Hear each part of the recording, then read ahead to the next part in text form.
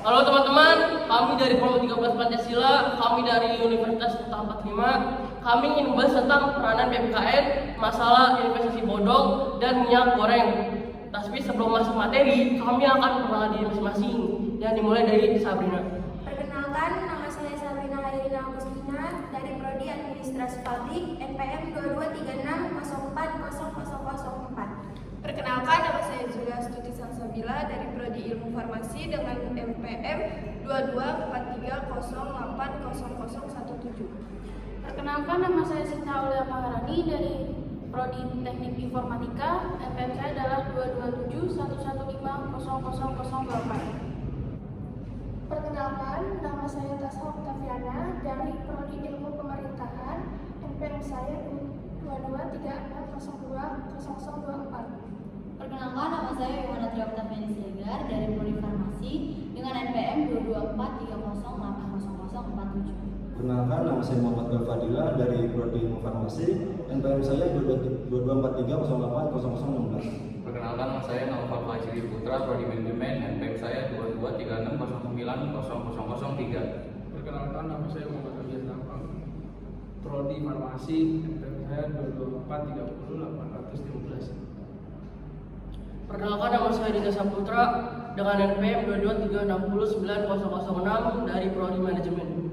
Perkenalkan, nama saya Jiri Rafael Nurius Kapuru dari Prodi Informatika dengan NPM 22711500011. Nah, sekian dari pengenalan kami akan masuk ke materi yang pertama.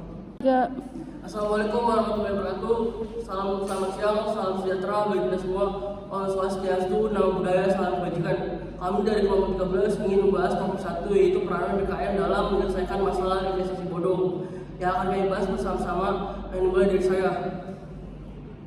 Tentang investasi bodong, saran PPKN agar konsumen terhindar dari praktis investasi ilegal. Yang pertama adalah salah satu sebab maraknya insiden terkait investasi yang berujung pada penipuan dan kerugian konsumen adalah minimnya pemahaman dari konsumen akan produk investasi yang dibelinya. Badan Perlindungan Konsumen Nasional atau yang biasa disebut BPKN ikut menyoroti masalah investasi bodong yang terjadi belakangan ini.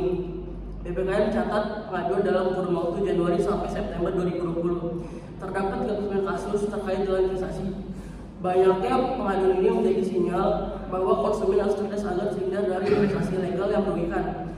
Tak bisa dipungkiri juga, saat ini banyak inovasi yang disuguhkan oleh pelaku usaha, khususnya dalam bisnis investasi di era ekonomi digital seperti sekarang. Nah, sayangnya inovasi-inovasi tersebut diikuti dengan maraknya aksi penipuan oleh pihak-pihak yang tidak bertanggung jawab. Selanjutnya akan dibahas oleh teman saya. Penting bagi masyarakat untuk mengetahui soal investasi agar terhindar dari penipuan. Ketua BPKN Rizal M. Halim mengatakan salah satu sebab maraknya insiden terkait investasi yang berujung pada penipuan dan kerugian konsumen adalah minimnya pemahaman dari konsumen akan produk investasi yang dipilihnya. Menurut Rizal, yang harus dipahami adalah konsumen mempunyai kewajiban sesuai dengan pasal 5 huruf A UU nomor 8 tahun 1999 tentang perlindungan konsumen yang menyatakan kewajiban konsumen membaca atau mengikuti petunjuk informasi dan prosedur pemakaian atau pemanfaatan barang atau jasa demi keamanan dan keselamatan. Selanjutnya akan dibahas. Ketua Komunikasi dan Edukasi Johan Effendi menambahkan upaya yang telah dilakukan oleh BPKN jika ada pengaduan terkait investasi bodong adalah mengirimkan surat berupa undangan kepada pelaku usaha dan OJK. Langkah ini dilakukan agar pengaduan konsumen bisa direspon cepat, sehingga insiden penipuan investasi bodong bisa teratasi dan konsumen mendapatkan haknya. Meski demikian, Johan mengakui bahwa sejauh ini sudah ada langkah nyata dari OJK dalam menangani insiden investasi bodong melalui Satgas yang telah dibentuk, yaitu Satgas Waspada Investasi guna penanganan dugaan tindak melawan hukum di bidang penghimpunan dana masyarakat dan pengelola investasi.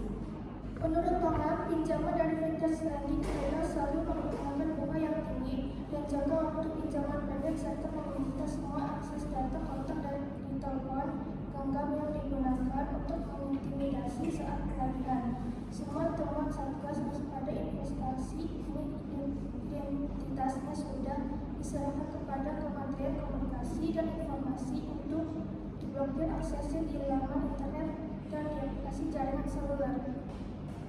Pasal 43 POJK 7/2016 tentang layanan pinjaman meminjam uang berbasis teknologi informasi menyebutkan larangan melakukan penawaran layanan kepada pengguna dan atau masyarakat melalui sarana komunikasi pribadi tanpa persetujuan pengguna. Adapun total vintage legal yang telah ditandatangani Satgas Waspada Investasi untuk ditutup sejak tahun 2018 sampai September 2020 mencapai 2.840 entitas. Itu saya dari kami, mohon maaf jika ada salah kata. Wassalamualaikum warahmatullahi wabarakatuh. Nah, itu adalah tadi kita membahas tentang materi minyak goreng dan investasi bodong. Mohon maaf jika ada salah kata. Sekian.